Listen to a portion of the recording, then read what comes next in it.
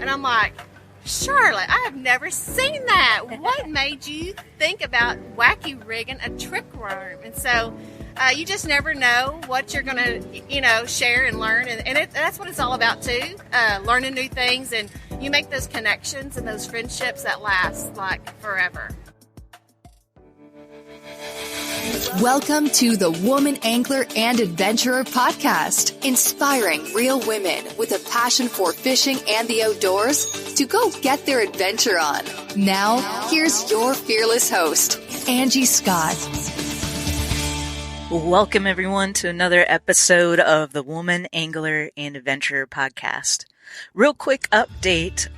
Some of you have been following the show for a while might remember that there was a big fan-voted award that the show was up for back in 2020, and it was the 2019 Best Outdoor Podcast. And we were neck and neck with another podcast called Girl Camper, and thanks to your support and several ladies who really pushed to get votes for the show, we ended up edging them out and winning that award. Well, the Outdoor Media Summit conference where the awards were going to take place actually got canceled due to COVID and rescheduled several times as everybody kind of was going throughout the year and figuring out when it was going to be safe to do the event. So it's finally been rescheduled for September 27th through the 29th, and it's taking place in Colorado. So I get to fly out there to accept the award. I'm really excited about that. Going to be a lot of great speakers there. I already know at least one lady that I've had on the show before that's going to be there. So I'm excited to meet her in person for the first time. And I'm sure several other friends will be there as well. So that's going to be really cool. I always love getting the opportunity to go visit Colorado. It's such a great outdoorsy state anyway. So and then also real quick, a warm welcome to any first-time listeners from the Women Fishing Village, which is a huge Facebook group led up by Terry McKinnon. Terry was kind enough to feature me in a post on that page this past week, so a lot of new ladies were discovering this podcast for the first time.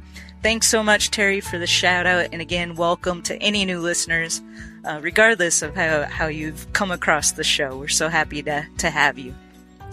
So this is going to be a little bit shorter episode this week. I squeezed in a quick interview with Alisa Johnson backstage at the Cane River right before she had to weigh in her fish, but I really wanted y'all to meet her.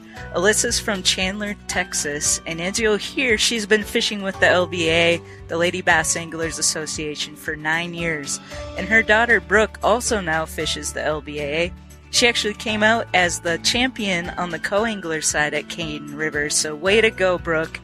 I know she was really excited to come out on top at that tough tournament. So I did get to fish with Brooke on Ray Hubbard, which was another tough tournament, but I learned one of her favorite techniques while we were fishing together that day, and I'm guessing she probably threw a little bit of that on Cane, and it might have attributed to some of her success. Anyway, Alisa has gained a lot of great sponsors over the years, including Bingham Marine, iBass 360, Gary Yamamoto Baits, and many more. So sit back and enjoy this quick conversation with Alisa Johnson.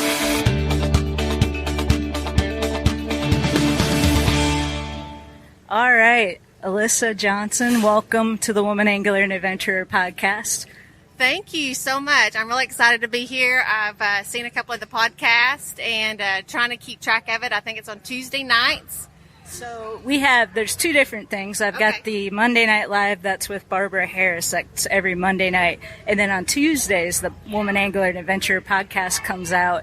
That's not a video, typically, it's just audio on any of the major podcast platforms. Well, I know it's at the end, kind of in the evening time, and so I'm catching it as I'm driving home from work. I'm like, I've got the phone up, trying to watch and drive, it's not that safe, but I got to see who's on and who's talking about what. So I try to catch it every chance that I can. Yeah, awesome. Yeah, that's been a lot of fun. We featured a lot of ladies from the Lady Bass Anglers Association on there, just trying to get the word out and, spread awareness about our organization, because a lot of ladies out there love to fish but have never heard of it before.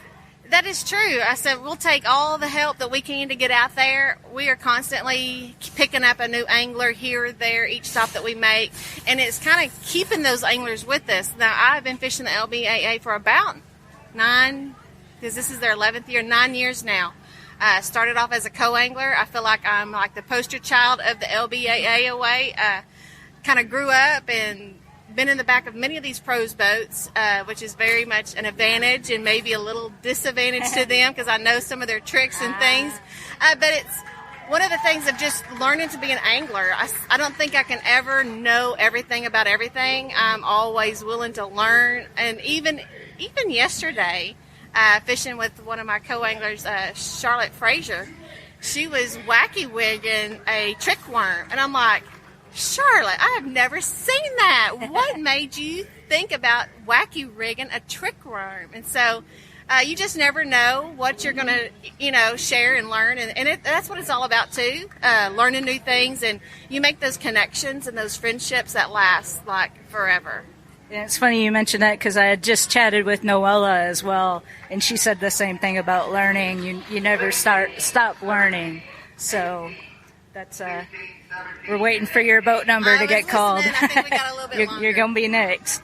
But that's so important. I kind of wish I would have spent more time as a co-angler, learning from all these amazing ladies. But the way for me I learn is just kind of by jumping in with both feet. So that's just what I'm doing. And I learned a lot here. We're at the Cane River tournament right now.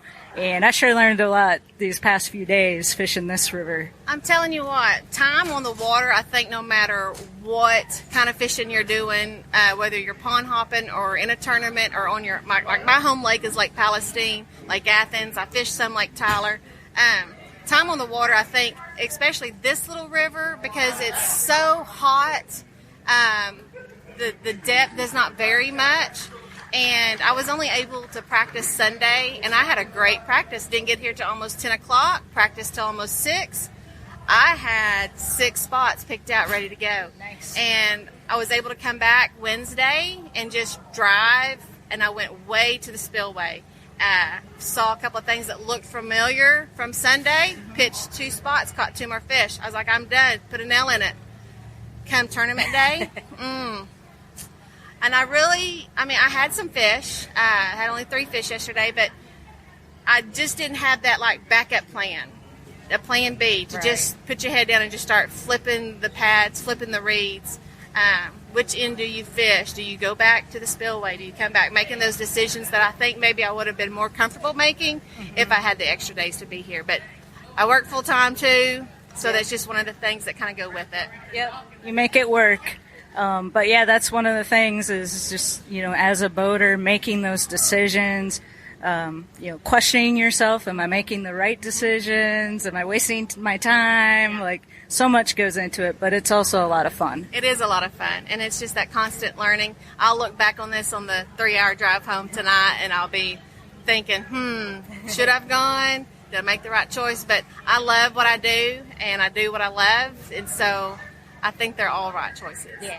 Well, there you go. And you're in Texas, so you don't have a super far drive, right? No, it is only 3 hours away, and I'm really looking forward to the schedule. They were talking about Fork at our meeting the other night, and so that's just that's maybe an hour and a half. So nice. I've got some work to start doing. I got, a goal, a lake to go learn, because it's so hard to get off your home lake when Lake Palestine is such a great fishery, and it's right there in your backyard. It's hard to load up the boat and just go somewhere else, but I'm ready. I'm ready to get out there and learn Toledo Bend and learn Sam Rayburn. I'm ready to kind of spread those wings now that I'm in my boat. Very cool. And we were at the Grand Encore RV Park here in Natchitoches together. It's such a nice RV park. It is beautiful. Me and my dad came down here when the tournament was scheduled in March, and we stayed there at the Grand Encore, and it is just a nice, big place, plenty of parking for the RVs and the boats. And, it's just so well maintained and great shade trees. We have really enjoyed being there. Yeah, we have as well. I'm really glad we picked that place. So, Well, thank you so much. You got to go weigh in your fish now. So congratulations on having fish to weigh in. That's awesome. And I hope I get to see you at Logan Martin. I hope. My fingers are crossed.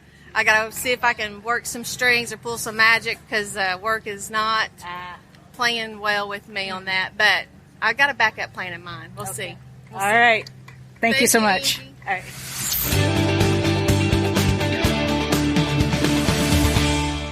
All right, I hope you enjoyed this week's mini episode. Tons of exciting things coming up, including going back up to Lake Erie to chase smallmouth with Midwest Outdoors Television and Mark 1 Sport Fishing at Bay's Edge Resort in Port Clinton, Ohio. And of course, iCast right after that. I've got a long list of amazing ladies that I've not yet featured on the show that I'm in the process of scheduling interviews with while I'm there, as well as a list of a few ladies I know are going to be there that I want to have back on the show to get updates. So this is going to be an exciting year for me to be at iCast. I know everyone is super ready for it after it not happening last year. Lots of incredible content coming up for you all. Be sure you're subscribed to the show on your favorite podcast platform so you don't miss out. And we'll see you next week.